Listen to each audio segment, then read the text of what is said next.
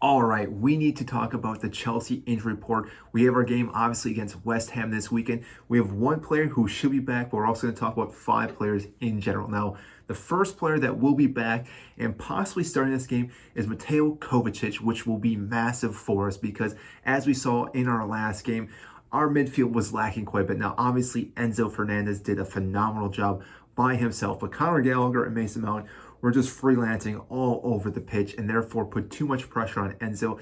Having Kovacic come back from a calf injury, hopefully he can do a full 90. I do not know if he will be able to do a full 90, make it subbed around the 60th minute, but him and Enzo Fernandez should be able to link up quite well and really hold that midfield line for us, which will take pressure off our defense, but also allowing our players to go forward a little bit and hopefully scoring some goals. Now, on top of Mateo Kovacic, Joao Felix, who was not hurt, will be back in the squad as well, which is going to be phenomenal for us because, as we know, our attacking third has been lacking, where Joao Felix, in his first match for us, even though he got sent off against Fulham, was incredible for us, created a lot of chances, had a lot of shots on goal, and this player will definitely help us start scoring goals, which is really needed. And again, I think those three pairings, so again, Mateo Kovacic, Enzo, and Joao Felix, in really that midfield, Joao Felix almost playing a number 10 role, will really help our attacking side, again, scoring more and more goals. Now, the other two players we need to talk about is Dennis Zakaria,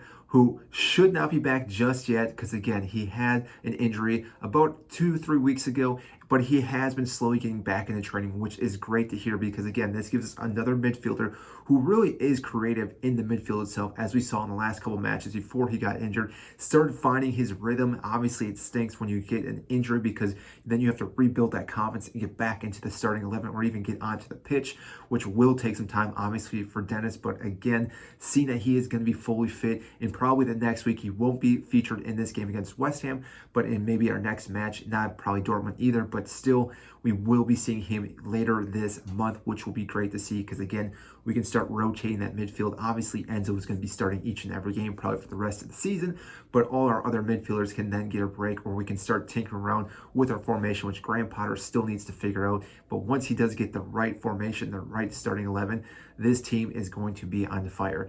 And the last player we want to talk about is N'Golo Kante, which, again, this player has been in training, which that is massive because he has been out for such a long time. To hear his name coming back into training, he's been doing very light duty. He hasn't been training with the full squad. He has been doing some training sessions by himself with maybe a few other players, but still, the fact that he is now running around on the training pitch is a great sight to see. I don't expect him to see him in February.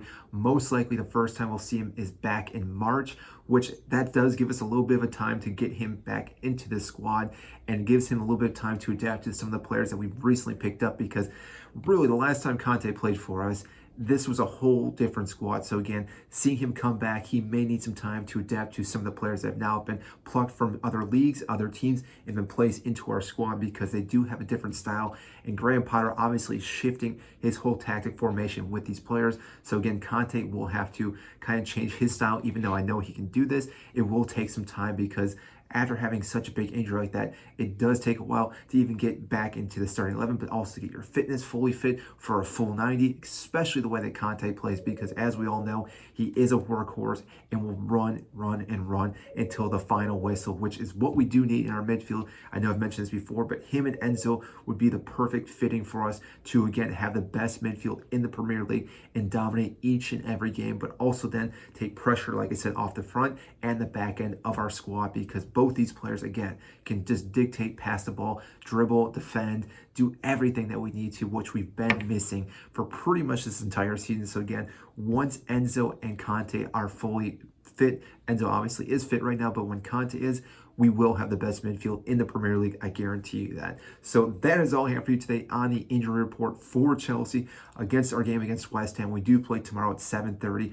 I think we have the best opportunity to win this game. I think West Ham have been struggling. Chelsea have been slowly getting better and better. Obviously, we didn't get the result we wanted to in our last match, but that was because it was our first match with all our new signings. We've had more time now to start gelling, and I think Graham Potter is going to have the right formation for us to get multiple goals this game. So if you did enjoy this video, make sure to hit the like button and subscribe down below. I greatly appreciate that, and I will see you in our next video.